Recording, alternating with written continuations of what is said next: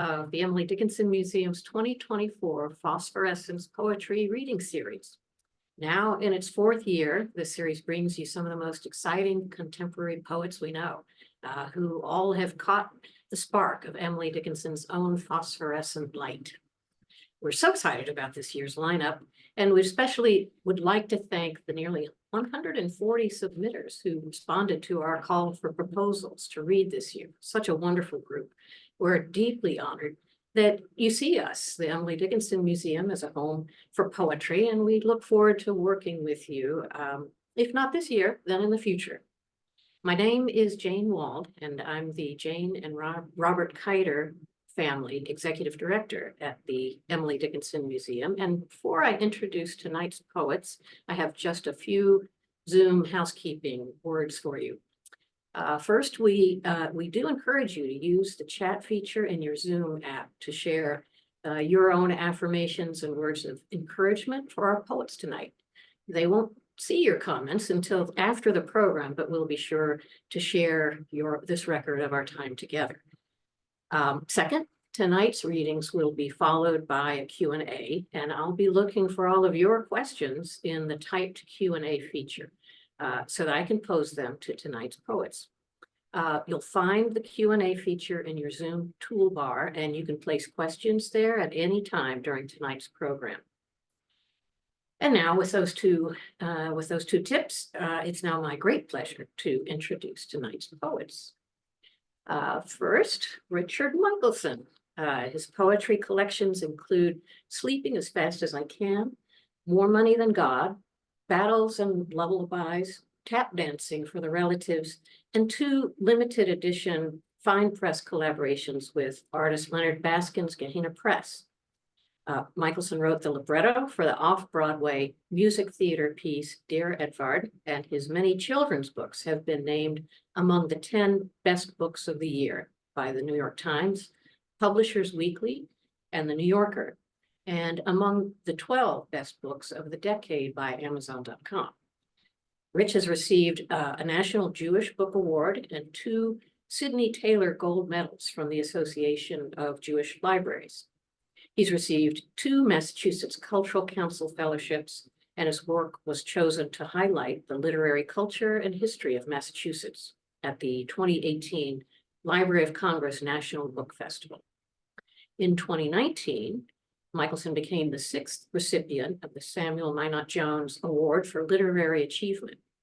His poems have appeared in the Harvard Review, the Massachusetts Review, the Common, and many other journals. As a native of East New York, Brooklyn, Rich served 2 terms as Poet Laureate of Northampton, Massachusetts. He's the owner of R. Michaelson Galleries and the host of Northampton Poetry Radio. So welcome, Rich. Thank you. Also with us is Al Salehi, born in Southern California. He is a multilingual American poet and entrepreneur of Persian descent who lives in Orange County with a background in technology. Al graduated from UCLA and went on to study at the Harvard Graduate School of Education. Al is a graduate from Dartmouth College's Warini Graduate School, where he studied creative writing, and he currently serves on the Alumni Council. He also completed a creative writing program at the University of Oxford, Exeter College. Al's short film, Love Basketball, won second place in the My Hero International Film Festival in 2021 under the poetry category. I think we will hear a little bit more about that. He's published or presented poetry in the Society of Classical Poets, the Dartmouth Writers Society, the United Nations Association, Southwest Airlines OC Registrar, Dartmouth Leslie Center Lifelines Poetry Share, Houston Library Poetry Share, Clementis Journal, and the Dartmouth Medical School Lifelines Journal. Al's collection, Enter Atlas, was a semifinalist for the University of Wisconsin's Brittingham and Felix Pollock Prizes in Poetry, which were judged by Natasha Trethway. So welcome to you too. Thanks so much for having me.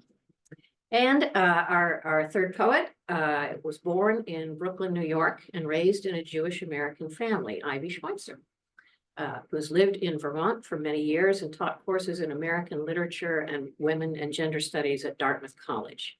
She's recently published poetry in Bloodroot Literary Magazine, Antiphon Volume 19, Clear Poetry, Passager, Ritual Well, Tikkun, New Croton Review, the Mississippi Review, and Spoon River Poetry Review. In 2018, she felt called by Emily Dickinson to spend a year immersed in that poet's most creative period, in which she wrote almost a poem a day. And the outcome is a year-long weekly blog called White Heat, Emily Dickinson in 1862.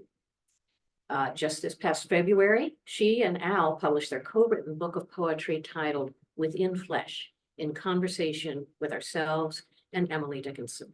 Her solo collection titled Tumult, Whitewash, and Stretch Marks will appear from Finishing Line Press in 2025.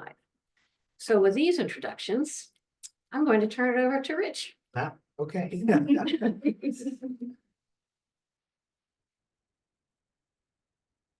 Hello. Thank you. Thank you for inviting me. Thank you, Jane. Thank you, Brooke. I has been about 10 years since I read in this parlor last, and it is just an absolute wonderful place to be. The Emily Dickinson house just keeps getting better and better as it gets renovated more towards the way it was when Emily was here. So I moved to this area in 1979, but I have to say that it was many years before I came into the Emily Dickinson house. If you were to, I was a poet. You would think I would have rushed here first on, but in the Dickinson-Whitman dichotomy, if I had to choose, and of course we don't have to choose, I would have felt I was on the side of Whitman. It seemed to me, a poor Jewish poet from a Black neighborhood in East New York, Brooklyn, that I didn't have much in common with an upper class Calvinist from Amherst. And most of my poems, as you will hear tonight, have to do with race, class, war, death, gun violence. So you can see you're in for a nice evening. But it took me a while to realize that Emily's poems also deal with those same subjects. So as the years passed, I did get a chance to spend some time in her bedroom. I'll end this reading with the poem I wrote there.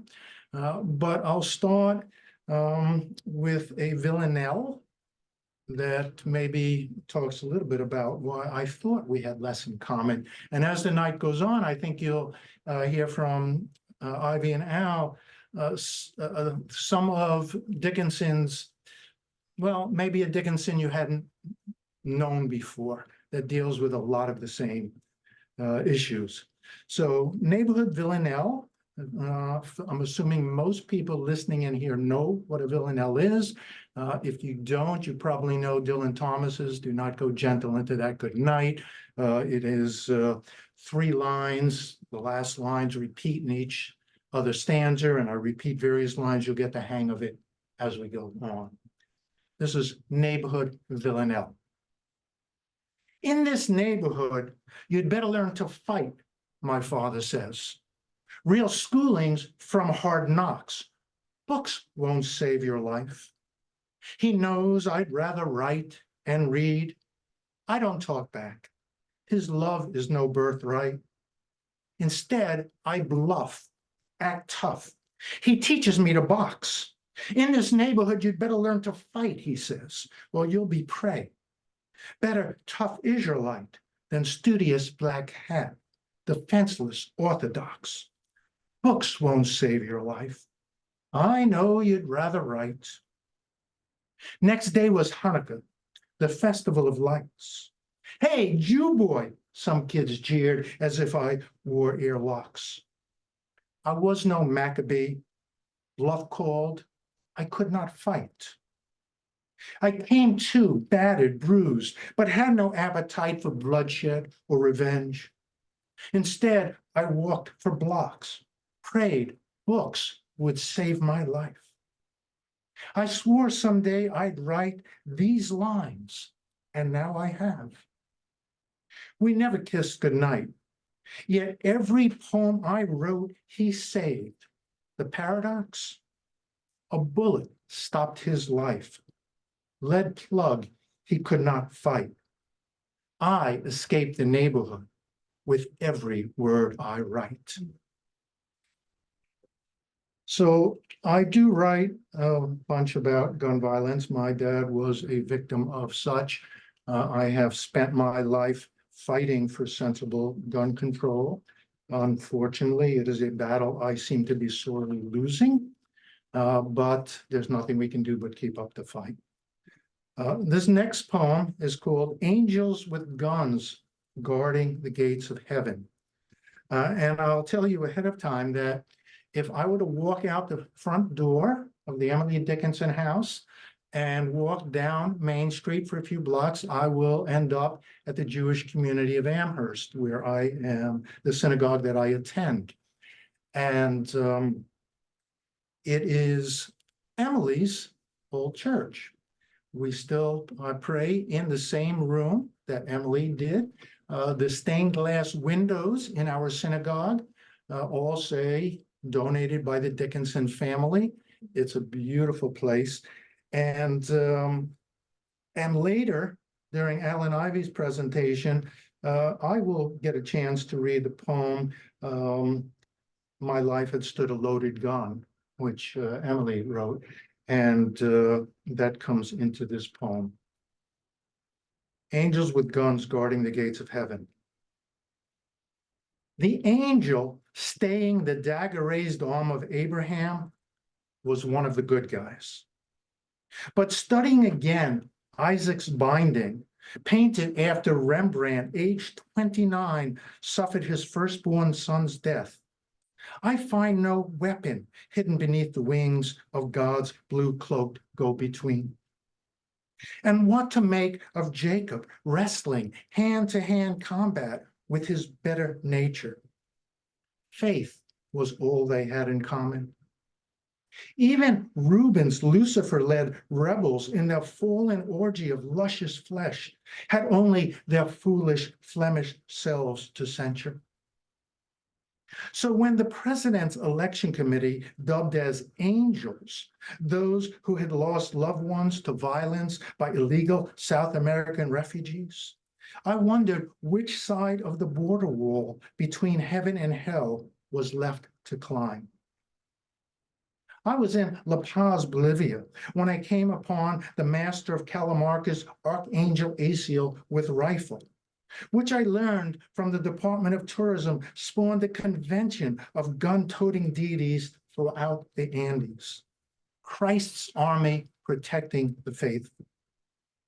The missionary-enforced Catholicism banned the practice of pre-Hispanic religions, and the indigenous Inca thought Spanish firepower supernatural.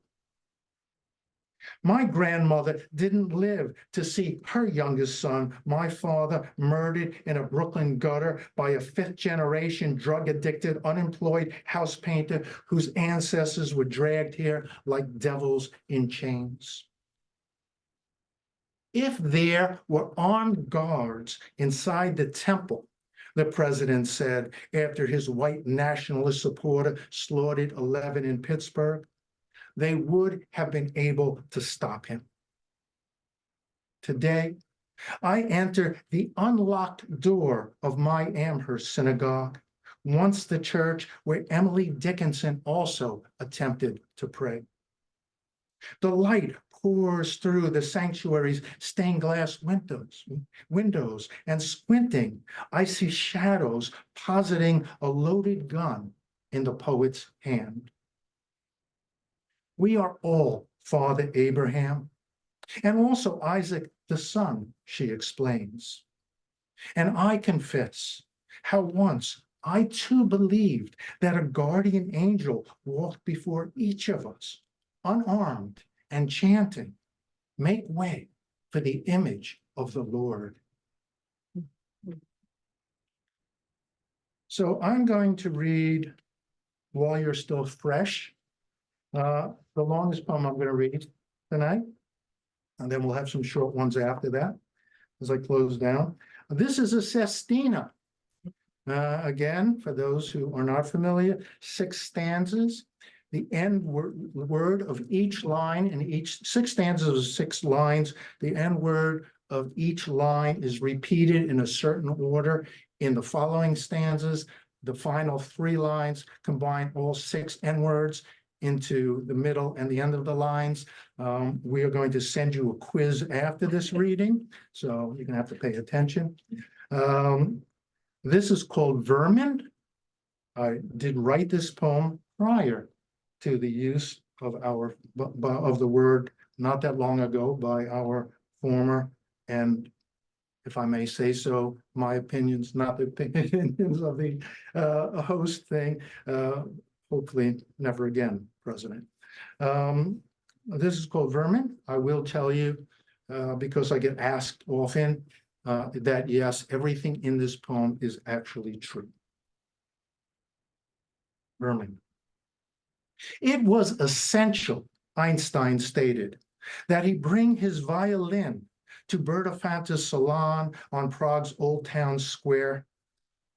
It is 1912, 4 years until relativity, and 6 before the first wave of the Spanish flu will kill, among the 500 million infected, the painter Egon Schiele, already despondent over the death 3 days earlier of his lover Edith and their unborn child.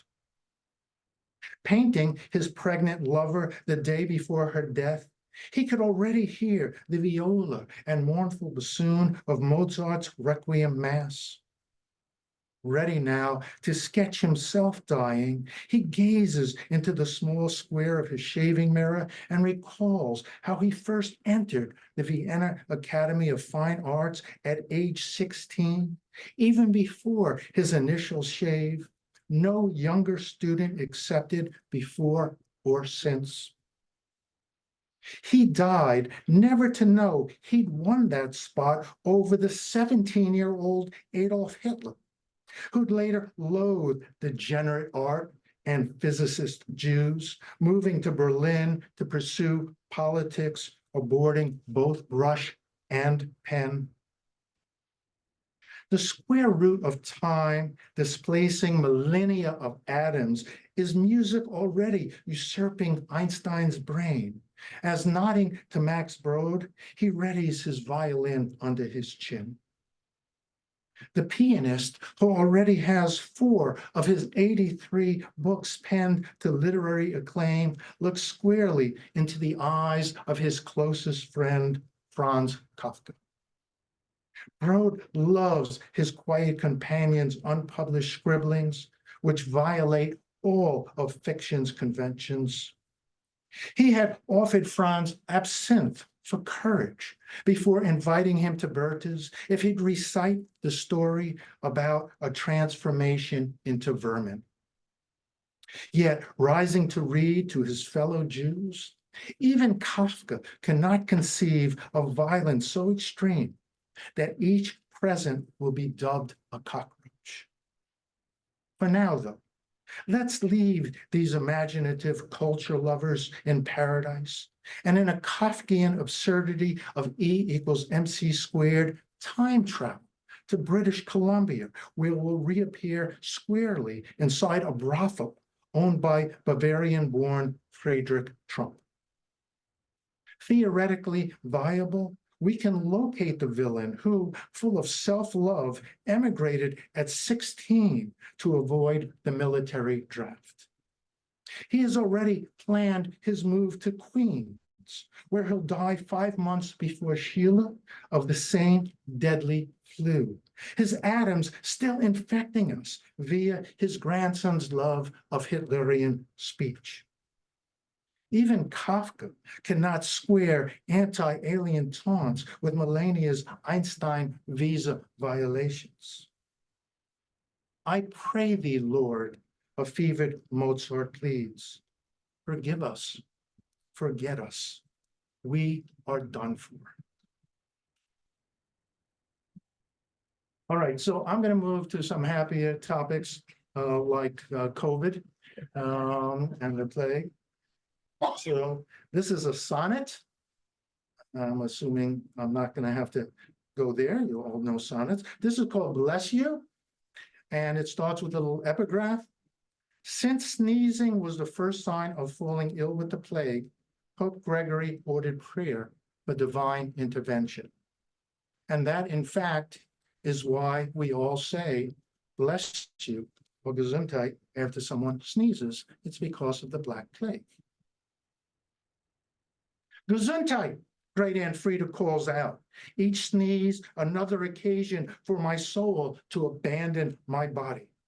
I hurry my index finger under my nose horizontally, blocking both nostrils as tutored, so evil can seize and inhale to fill the void. Denying the devil his due, Frida dubs it, she who at 60 to my 6 reflexively worries her brow, reaches towards a box of Kleenex and spits over her shoulder. I mimic, pa-tip, pa-tip, pa-tip. Tonight, 8 years older than she was at her death, and dining curbside to curtail the coronavirus, I hear 2 tables over, chip. And for the first time in years, measure the distance between superstition and truth. Around me, panic, as mid-forkful, everyone freezes. May God keep us upwind from all airborne diseases.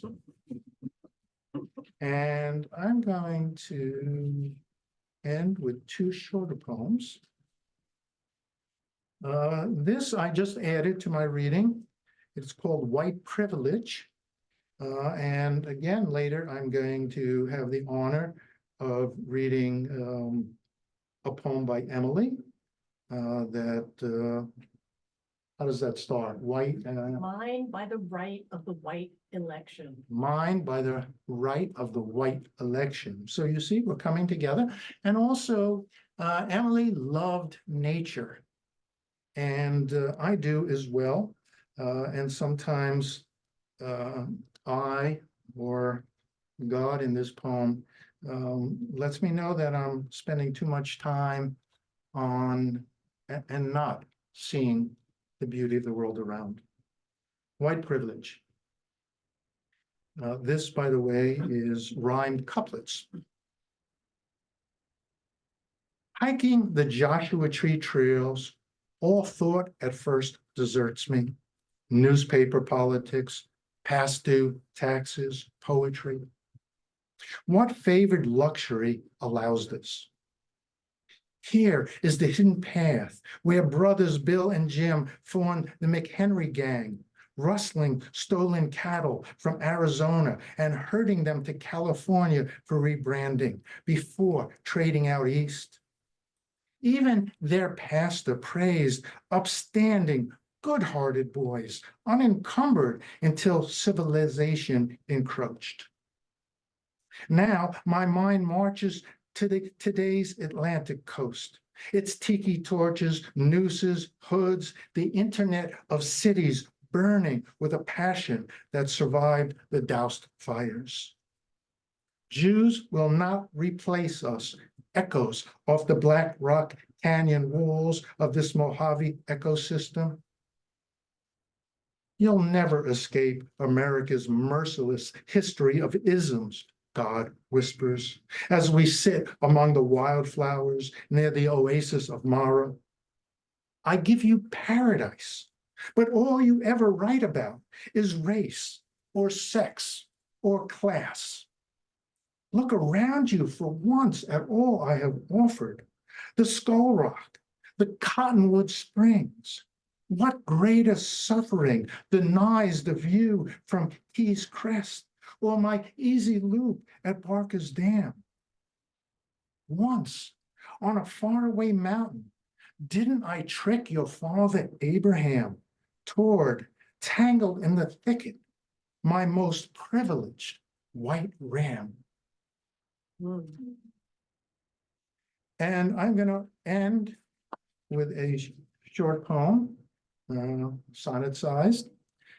So one of the both pleasures and most embarrassing moments of my life was when I was appointed poet laureate of Northampton, Massachusetts, the next town over from Amherst, where we are. I got to host a music festival called Transformance to raise money for area schools. They asked me to host it as Emily in drag. One of the when I accepted the job as poet laureate, I did not realize that that was going to be one of the things I was supposed to do. But if you're raising money for the schools, you don't say no. And I have to say that for me, it was a revelation. It was musical acts, and between each act, I came on stage and I read a poem of Emily's. And it was really the first time that I dug into her work deeply, and I fell in love. I'd been passing this house for years, and I did not realize what I had been missing. This is called Nobody. The day I played Emily in drag on an Amherst stage, I finally understood the slant of my ambition. Desire entered my body like variant words scrolled sideways on a repurposed envelope. Inside was the flaming soul of her fame. I adjusted my wig as the audience roared. Outside, the snow, scent us of the air, was again falling when a gust of wind flung open the hallway door. And there she was, a ghost haunting the Homestead gift store. I'm Nobody t-shirts hung beside illuminated guest books and DVDs.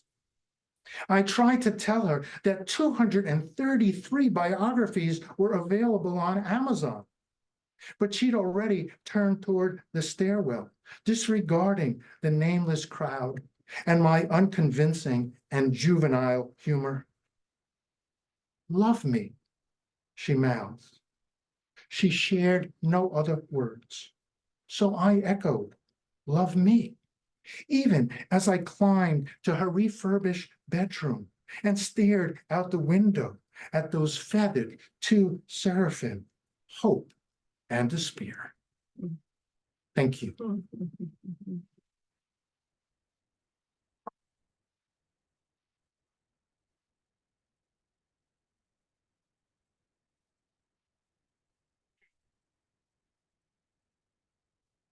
I've got the t-shirt, my Emily Dickinson t-shirt on today. So first, let me send wonderful thank yous to the Emily Dickinson Museum for hosting this fabulous series. To Brooke Steinhauser, the wizard who put the series together against great odds, and to Jane, who's hosting us. So thank you. It's an honor and a privilege to be here. It's a thrill. So how this book came to be, here I want to just show our book Within Flesh, in conversation with ourselves and Emily Dickinson. It's got a wonderful cover by the wonderful artist, Leslie Dill, who has done a lot of Dickinson-themed costumes, sculptures, and just general artwork. It's really quite brilliant.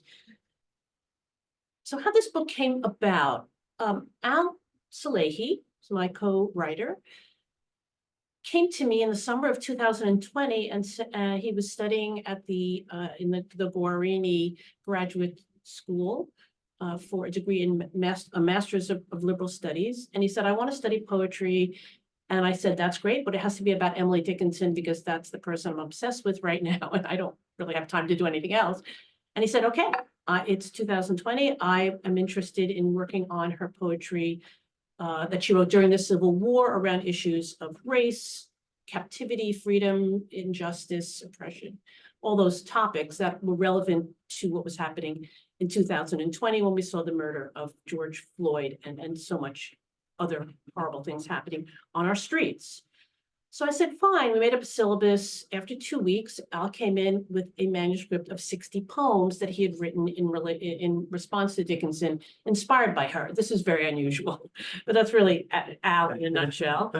And I said, okay, well, that's really great. And we're gonna workshop them. And so we did. We ended up workshop them. And at some point, Al said to me, do you want to write some poems in response to my poems? He knew that I had been writing poems about issues about race and identity and color. And I said, well, okay, I guess. So it took me a lot longer than 2 weeks to get this.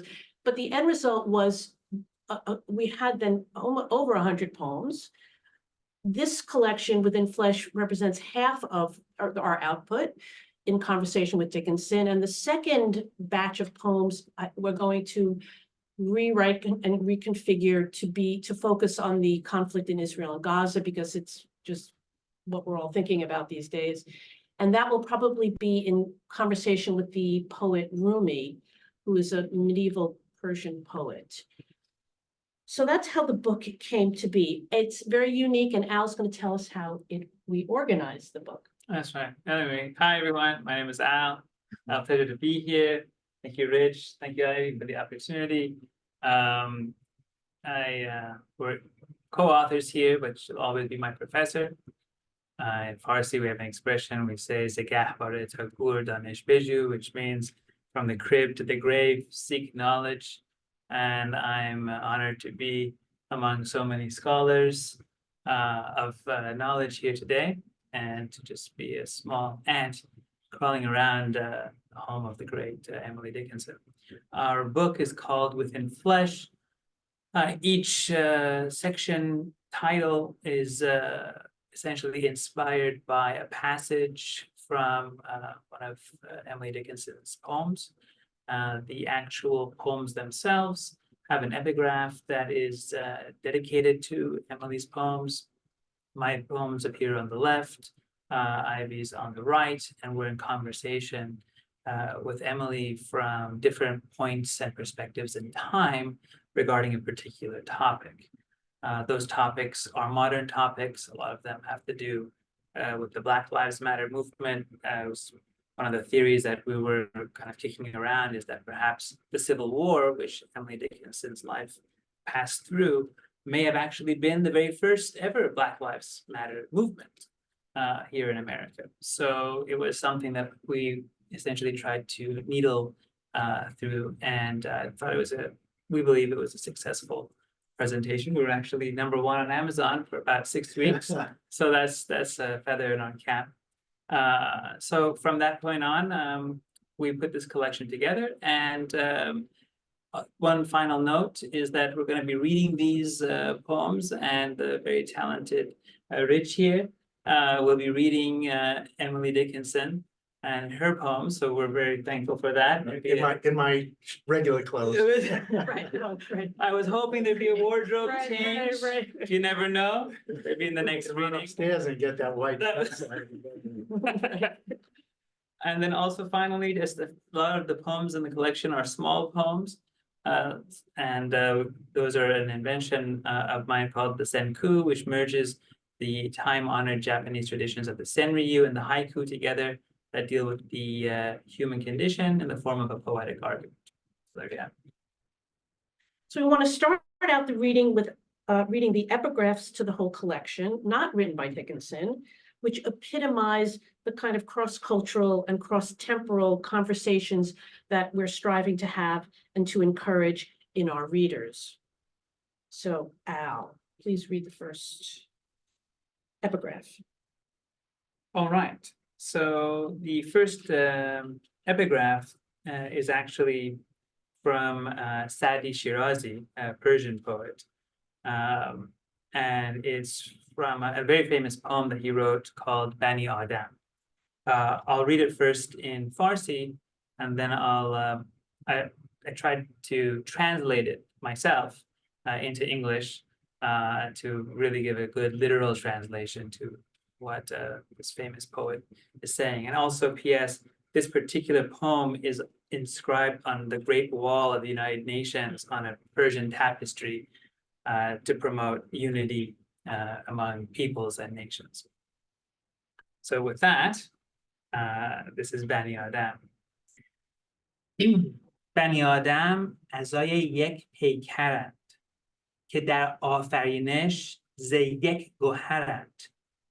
چه عضوی به درد آورند روزگار، دیگر عضوها را نمانند قرار. تو که مهنت دیگران بیغمی، نشاید که نامت ناهند آدمی. What that means is that human beings, descendants of Adam, are members of one body, that in creation are formed from one jewel. Should the times bestow injury upon a limb, the other limbs shall not remain at ease. You, who are not saddened by the suffering of others, are unworthy of being classified as human.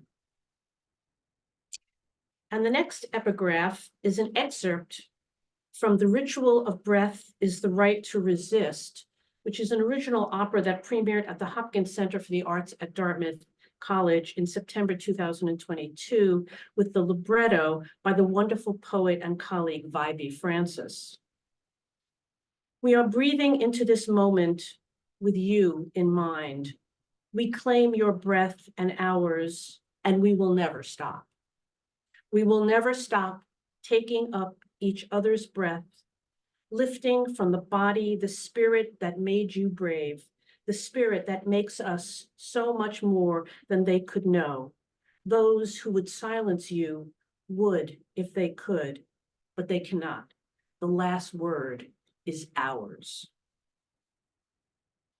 So we start our reading with reading our poems with poems from the first section of Within Flesh, titled All Hue Forgotten, and Rich of the first conversation is entitled In Search of Heaven on Earth, and Rich will read in Dickinson's voice. You're up.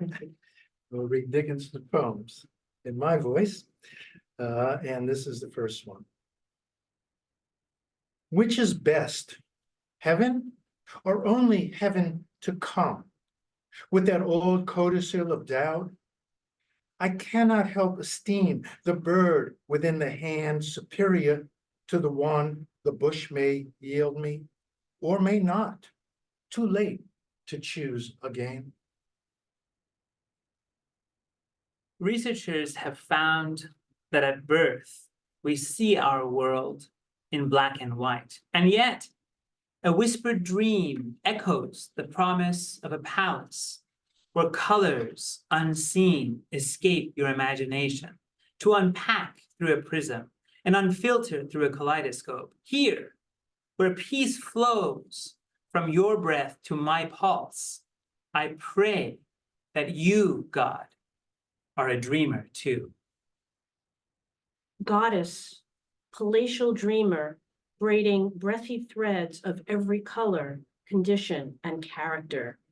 This world's heaven, reverie, a web, bird in hand, bird in bushes, resewing us as matter that matters.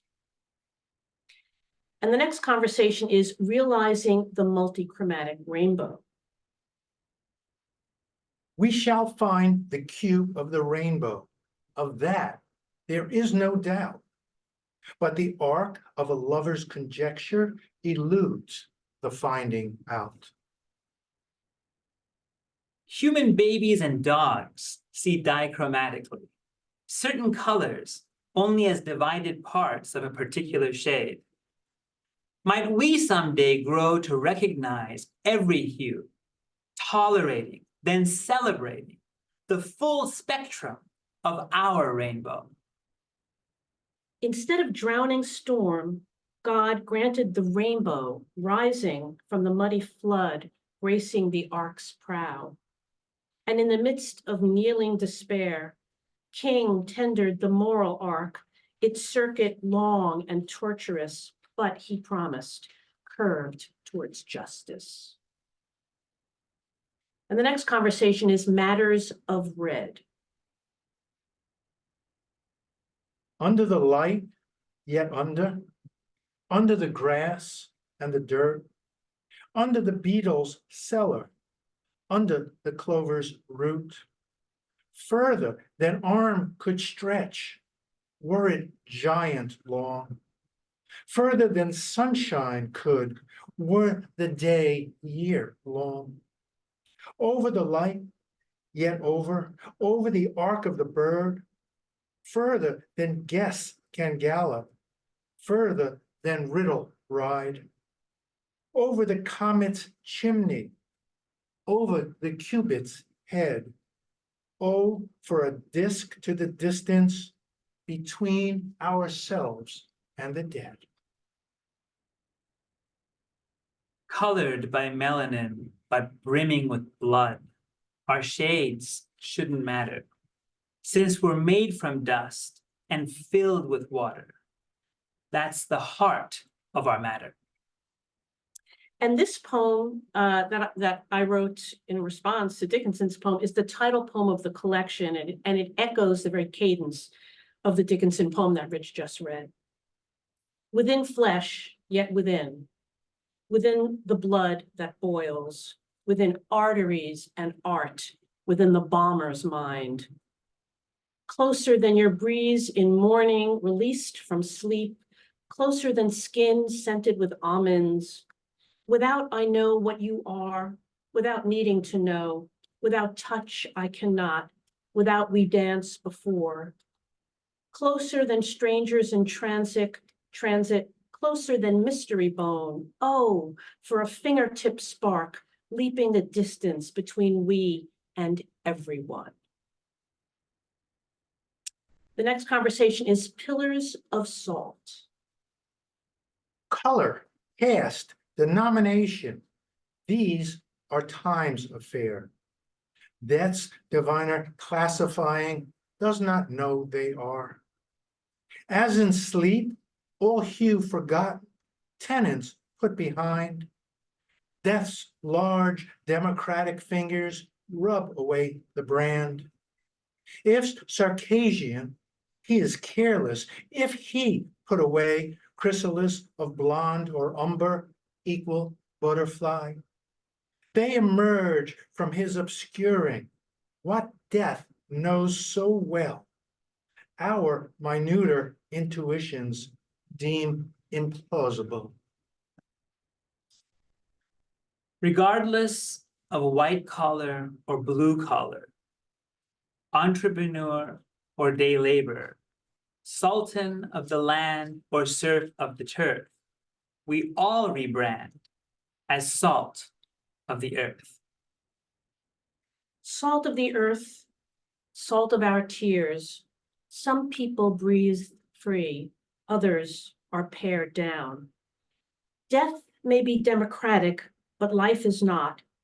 We pass into air, leaving behind hardened bits our griefs could not dissolve. And the next conversation is refreshing color. The color of the grave is green, the outer grave, I mean. You would not know it from the field, except it own a stone. To help the fond to find it, too infinite asleep, to stop and tell them where it is, but just a daisy deep. The color of the grave is white, the outer grave, I mean. You would not know it from the drifts in winter till the sun has furrowed out the aisles. Then, higher than the land, the little dwelling houses rise, where each has left a friend. The color of the grave within, the duplicate, I mean. Not all the snows could make it white, not all the summers green. You've seen the color, maybe, upon a bonnet bound. When that you met it with before, the ferret cannot find. No longer racist. Just one color in the store queue. Currency green. I write, trying to unwrite whiteness. My particular whiteness, its queasy evasions. ferret it out and purge it. Invisible gas I acclimate to breathing. Traces fouling my pages and crossouts and ink blots. There it is, whiteness expressed as a spoiling blackness. Isn't mold white? I hunt the dark I denigrate, that denigrates me. See, there too. So these next poems are from the next section entitled Strata of Iniquity, which is about the US history of racialized violence. And this one from the conversation Rope Burn. Loss won't save you from an abyss. Let me start this again. And also, let me start out by saying, I'm going to read this poem twice because Dickinson has variants for the last line of each of the two stanzas. And I find it fascinating because both variants work. And I can see her going back and forth. And it's lovely to see the process. For me, it's amazing. I got chills reading this. Floss won't save you from an abyss, but a rope will. Notwithstanding, a rope for a souvenir is not beautiful. But I tell you, every step is a trough, and every stop a well. Now, will you have the rope or the floss? Prices reasonable. I'm going to try this again. This time I'm going to try to get a bisque correct. Floss won't save you from an abyss, but a rope will. Notwithstanding, a rope for a souvenir does not look as well. But I tell you, every step is a trough, and every stop a well. Now, will you have the rope or the floss? Fate has both to sell.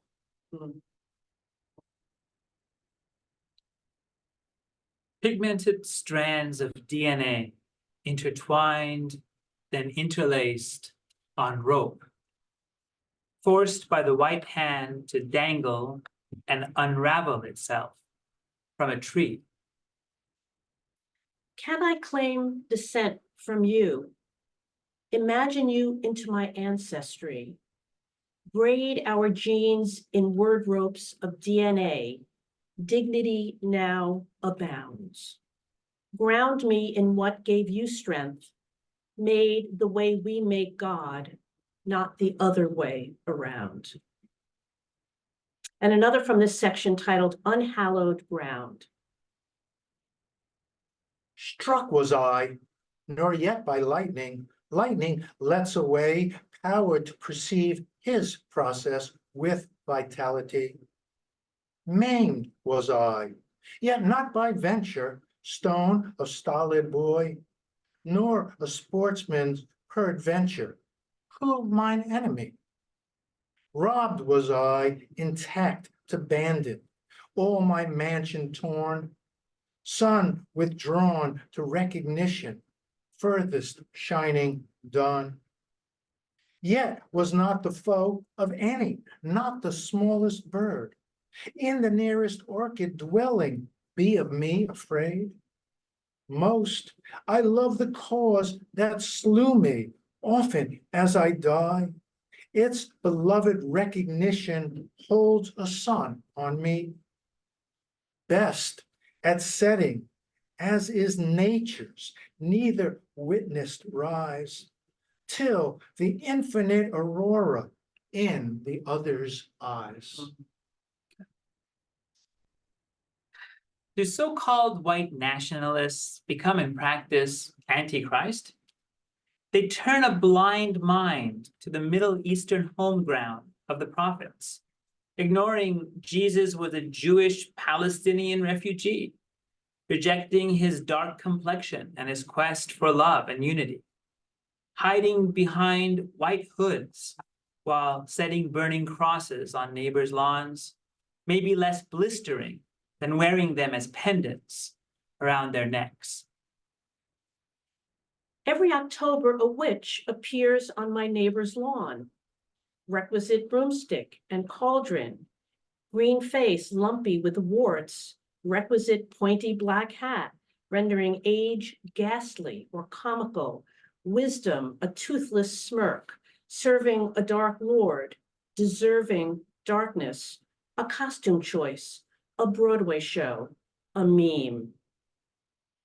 Weren't these our wise women, safeguarding the inner sea secrets of birth, corralling hunters for the common pot, husbanding fires, stories, and ancestors, conferring with green things for a remedy, juice of berry, eye of newt, pulp and pulse of bark? Now, we denigrate them from the Latin D plus negrare to blacken. We blacken black. I want to lay a wreath of rue at your feet, festoon your cauldron with forget-me-nots, set out a lush dish of cream for your furry familiar. And now from a section titled A Loaded Gun, which is about state violence. We'll get to the humorous poems soon. I know this is pretty serious. This is a conversation that is titled Officers of the Peace. And this poem is just breathtaking. Yeah. And current always. My life had stood a loaded gun in corners till a day the owner passed, identified, and carried me away. And now we roam in sovereign woods, and now we hunt the doe. And every time I speak for him, the mountains straight reply. And do I smile such cordial light upon the valley glow? It is as a Vesuvian face had let its pleasure through. And when at night, our good day done, I guard my master's head, 'tis better than the eider duck's deep pillows to have shared. To foe of his, I'm deadly foe, none stir the second time, on whom I lay a yellow eye or an emphatic thumb. Though I than he may longer live, he longer must than I. For I have but the power to kill without the power to die. A salary increase paid for by taxpayers you tend to harass and disrespect. Your wallet's heavier than your service weapon. In future encounters charged with adrenaline, while legally immune to laying waste, I pray it's paperweight for community offering that you choose to unload. And this is in a form called the duplex, which was created by Jericho Brown, who is a poet, I think, who's read either in this series or one of the series here, a wonderful poet. What might police choose to unload to protect their right to chokeholds? Can serve and protect ever be expressed in a chokehold? Can a chokehold ever reclaim death? What is reclaimed as they ram knees to a throat? What can't they grasp in the words, I can't breathe? If you cannot breathe, you cannot be, exchanging essence, me and you, us and them, trading molecules of air, so close the molecules bear an offering of ourselves. All the selves on offer as we walk our neighborhoods. Police walk neighborhoods they don't live in, love in, don riot gear, face shields, wield mace pepper spray. Dickinson put mace in her famous black cake. What might police choose to unload? And the next conversation is from the section entitled Breathtaking Justice. Whoever disenchants a single human soul by failure or irreverence is guilty of the whole. As guileless as a bird, as graphic as a star, till the suggestion sinister, things are not what they are. All right, and this one has a variant. That's a nod to Emily Dickinson, so I'll read it twice. And See which way it goes. Prejudicial judgment. Injustice bangs the gravel. A recurring display of haste. Arresting one's heart, someone's son, pushed to remain silent, left breathless by a wolf in cop's clothing. Guilty before innocent. One pursuit suffocates another, face cracked on divided ground. Encore une fois, judicial judgment. Injustice bangs the gavel. A recurring display of hate. Arresting one's heart, someone's son's pushed to remain silent, left breathless by a wolf in cop's clothing. Guilty before innocent, one pursuit suffocates another, face cracked on divided ground. 4.5. Catching the phrase on the news, I thought so brief and innocuous, really, tumbled it around my mind, feeling it's not quite fiveness. 5 fingers, 10 toes, all the little piggies, little Indians, fears shrunk down to child's play. But the newscaster said hours, interviewed a couple who traveled to Ferguson, where they met a man who cried, hours he lay in the hot street just down from my door, 4.5 bloody hours, covered and cordoned off from his mother, his people, and what that means, just leaving him there. The couple bowed their heads, fingers entwined. And now a shift in tone. Many of our poems are satirical and use humor to make a point. And in doing so, we find contemporary, surprising, and very different meanings in Dickinson's poem. Rich alluded to this, and you're going to hear it now. For example, from the section we titled White Election, which is a direct quote from an Emily Dickinson poem about 45 and his presidency, we include this favorite of ours from the conversation titled Art of the Steal. Bless you, by the way. Mine, by the right of white election. Mine, by the royal seal. Mine, by the sign in the scarlet prison bars cannot conceal. Mine, here in vision and in veto. Mine, by the grave's repeal. Titled, confirmed, the Larius Charter. Mine, long as ages steal. Can't you just hear him say that? Blood spilled with vengeance, guts packed with rage, hazing awareness, let there be night. Trumping past legends, turns a red page, forfeiting fairness, makes it alt-right. And here's a senku.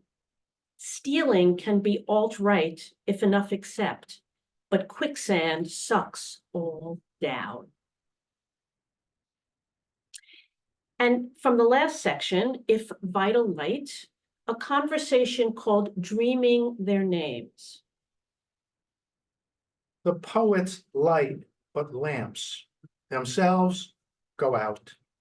The wicks they stimulate, if vital light, inhere as do the suns. Each age a lens disseminating their circumference.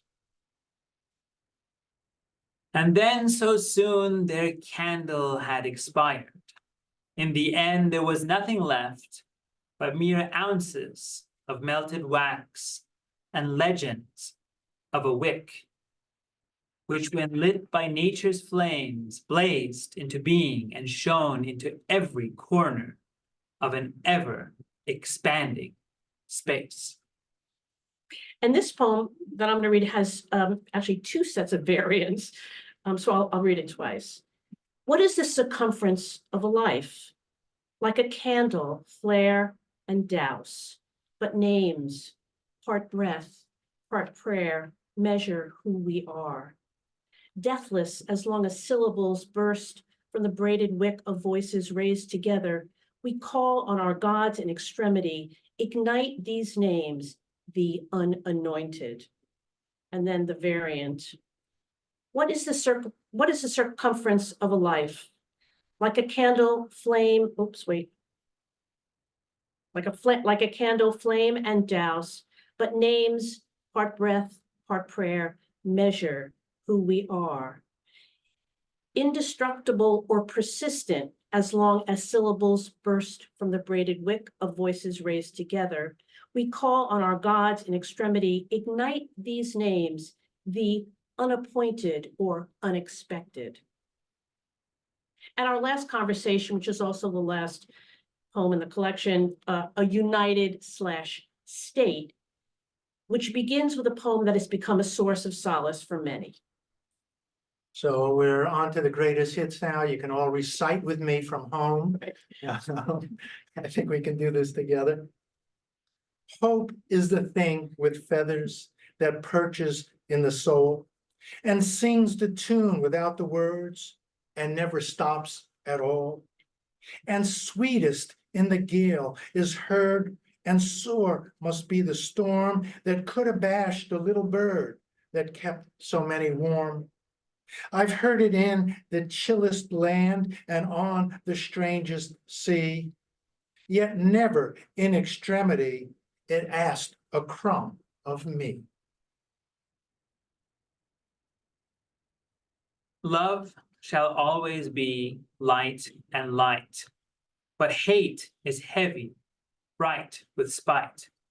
The windows to the world demonstrate hues all swirled around a single wish that sharply grows to someday sever all ropes from gallows. An era where we Control-Alt-Delete the ignorant cries of "this is our street," hoping as equals our neighbors will foil all vicious demands for blood and for soil. Malice replaced by being torn to tatters from the faith that Black lives and all love matters. Allowing our differences and then resolving a pact to embrace all humanity as a resolute act. For the brilliant day we choose to elevate together, it shall be as one bird of many colorful feathers. Love will always be a messy, maybe flight across Dickinson's unplausible divides. Can we love what is out of our hands? With two, we recognize love, but love is also many around the kitchen table, sharing bowls and breath with strangers who put us all on best behavior. Can we love what we cannot touch? Touch me, though we dwell on opposite ends of much breath. Don't let this messiness unmake us. Make it matter. Take what I offer, myself singing in windows flung open, doors refusing their jams, so we pass through, pass into each other, not passers-by, but passengers in flight, all colors, abroad, abreast, unbranded, borderless. Thank you. Thank you so much. For having me. Thank you for the Emily Dickinson Museum and everyone. Thank you, Ivy, so much. Thank you, Rich. Not over yet. Thank you, thank you. Yes, we have a few minutes for some questions, maybe called from me, some from our viewers at home. First of all, I thank you for these wonderful readings. I mean, we seldom have readings in our series that are in such close and intimate conversation with Emily Dickinson. And this has just been extraordinary. At first, I guess I want to start with a question about you as poets. So, you know, poetry is just one part of very complicated lives. I think you know you've got you're involved in other artistic experiments and practices and academic, entrepreneurial, you know, public service.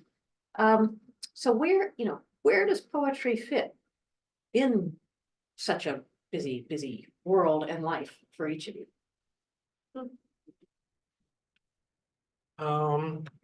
Well, I often say, you know, I'm a full-time poet, a full-time gallerist. full-time children's book writer. And I try my hardest to be a full-time husband. Wife's over there.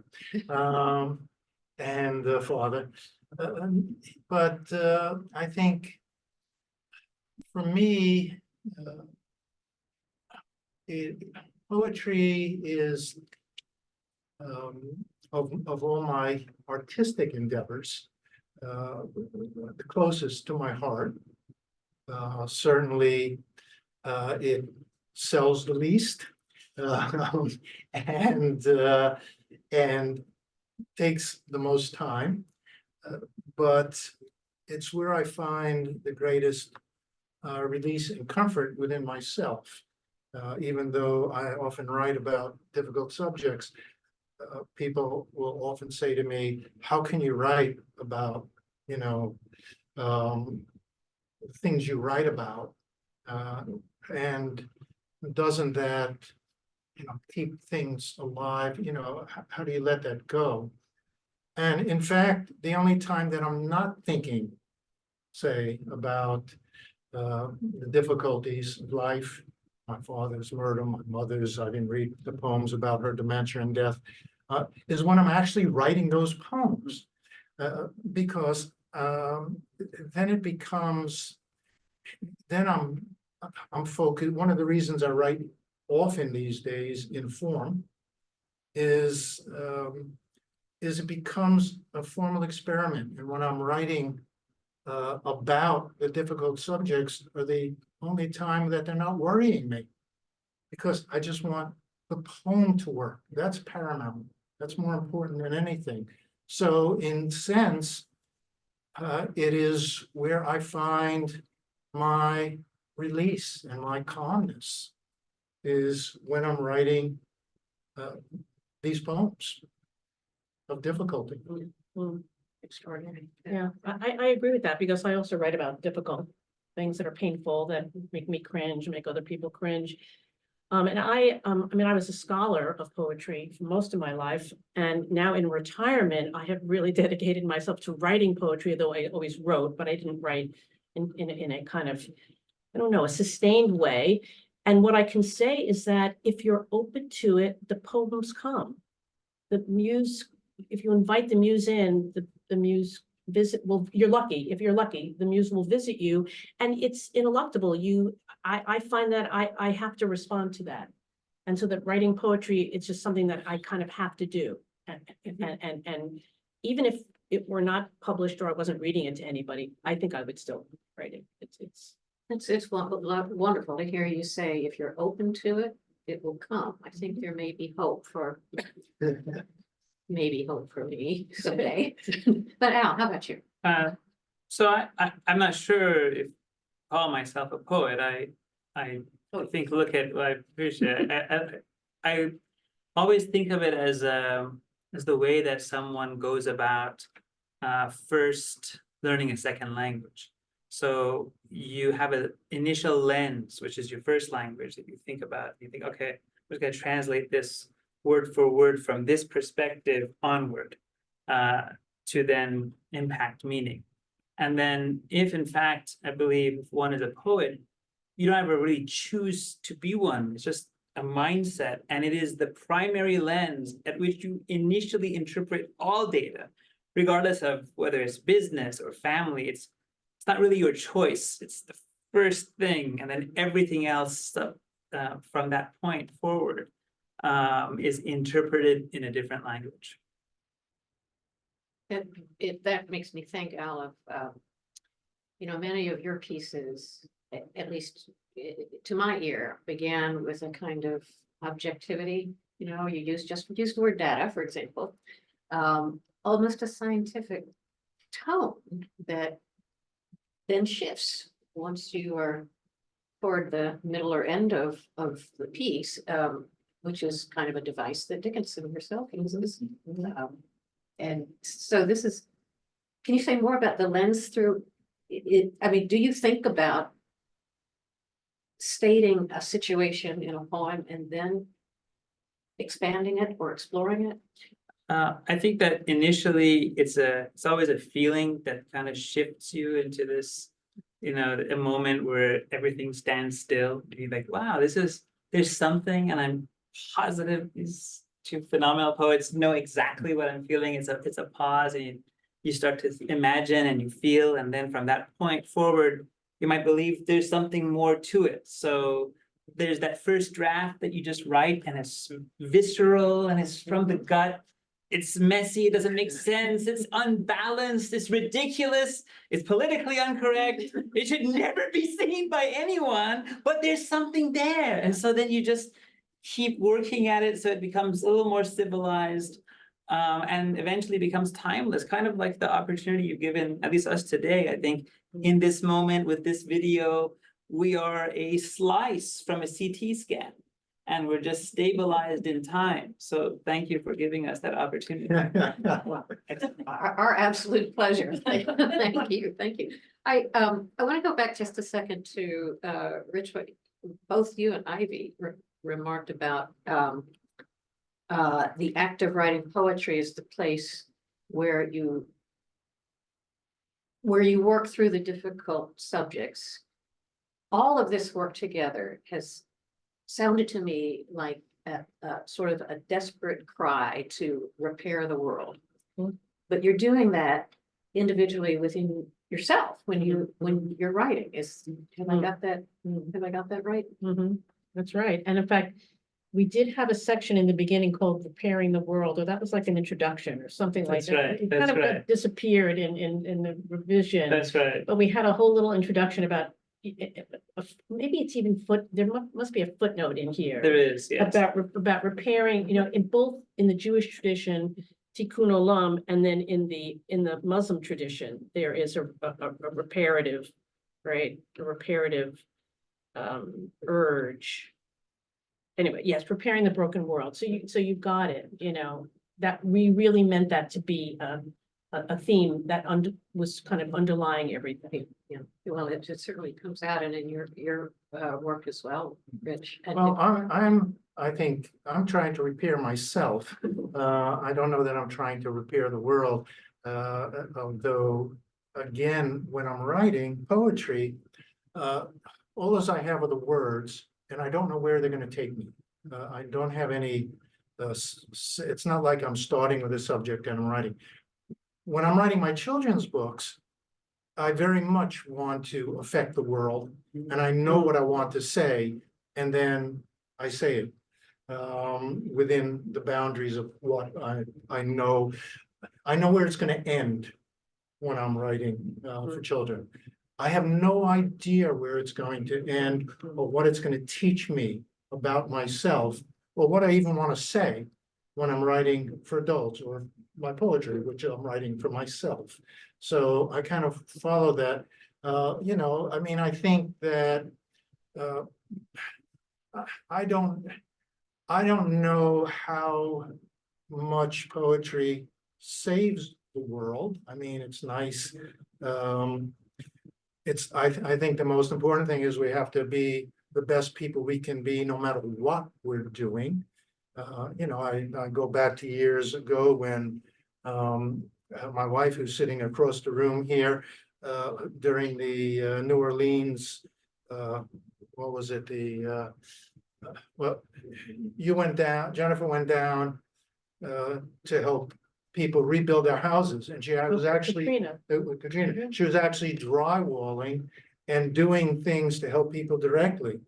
I was sitting in my study writing poems about, or kids' books about the environment and things, and then people would come up and praise me for how, how wonderful I was trying to repair the world, when I was really just not participating in actually doing things. So in my mind, I don't necessarily put it on a pedestal. I think that that anybody, no matter what you're doing, no matter what your career is, do it the best you can. That's all you can do, and do what speaks to you and what you love, and then hopefully things will improve. But it's always a tough pushback. As I say, I've been writing about gun control for, 50 some odd years. And not making any progress out there. But all I can do is what I can do. And try in my little world to maybe improve the person that I'm talking to tomorrow or the next day. There is, of course, an Emily Dickinson point about that. What I can do, I will. Mhm. Little as a definite. Yeah. That I cannot must be unknown to possibility. That I love that. Well, we have a couple of questions from our audience. So you've really kind of struck a chord here with viewers who are wondering sort of on two related strands. One is, what do you think, Emily Dickinson? How would she write about events today? And on a similar track is what about Emily Dickinson and her writing about or during the Civil War? Were there why wasn't she more explicit about it is one kind of question. And the other is whether the content or style of Dickinson's poems written during that period reflect the reality of the Civil War in a specific way. Well, Dickinson was famous for saying, "Tell all the truth, but tell it slant." So she would not have expressed the events of the Civil War in an explicit way. That was just not the way she worked. She would have run it through her brilliant Dickinson mind filter, image machine or mechanism, and she would come out with snowflakes filtering down on a field like dying men. I mean, she would have come out with images that bring you to the reality and the horror of this war between brothers and sisters in an indirect and imagistic way. And that's how, and I think that's how her poetry about the Civil War sounds to us and speaks to us. And about so many other, I mean, she does the imagery, about everything she speaks about, she does. Yeah, they fell like flakes. It sounds like snowflakes, but it's actually falling bodies, because this was the costliest war in terms of human life. And there's some statistic, Drew Faust talks about this in her book on the Civil War. I think more people died in the Civil War than in all wars fought by the US in US history. Yes, that's right. Everybody was touched by it. Everybody was touched by death. So including the Dickinsons. So I think she would have approached it that way, and she would have approached it in terms of the cost to the spirit. What does it cost us? What does it do to our souls to be involved in a war that is so painful and so costly? And of course, the rhetoric in the North was, maybe we need this purging. Mine eyes have seen the glory of the coming. I mean, that, he has stamped, it's the grapes of wrath. We need this to purge us from the sin of slavery. That's heavy duty stuff people were absorbing. So it was a raw time. Yes. And I think she's writing about emotions, not about politics or policies or, do you know what I'm saying? Yes, She's right. writing the emotions. That's what poetry is. Dickinson was a poet. She was not an essayist. I should mention, just in case my publisher is watching, my book I read from, Sleeping as Fast as I Can, is published by Slant Books, named after Emily. So there we go. I got that in. But Emily was also a woman writing in her time. I think that it would have been inconceivable for her to be Walt Whitman coming out there and just, trying to, it's a different personality, a different way of approaching things. And she was working, we just walked upstairs on that little desk which is like this on little envelope scraps, things. And so she just really boiled things down to the core. Yeah. To the core. And I think that's why that they still speak to us today in a way that a lot of the popular poets of her day do not, because they were just too focused of their time. Specific. Yes. I was going to answer one of the latter questions you asked, which is how maybe she would be today. And just kind of piggybacking a little bit of what Ivy and Rich was just saying earlier, you know, Emily Dickinson really sought knowledge to the point that she would dress up as a man in some cases to go to school and learn courses on geology and just take classes, and then, you know, people would get mad, right? Yeah. That's in the TV show. I'm not sure if we ever did that in Well, reality. if she did do it in reality, Oh, I see sure you she- wincing, so I'm maybe sure I'm she went completely to those wrong. lectures. She Okay, did go to those she lectures. went to the I'm not lectures. sure she cross-dressed. Okay, she went to the lectures. I like that. She went to the lectures Yeah.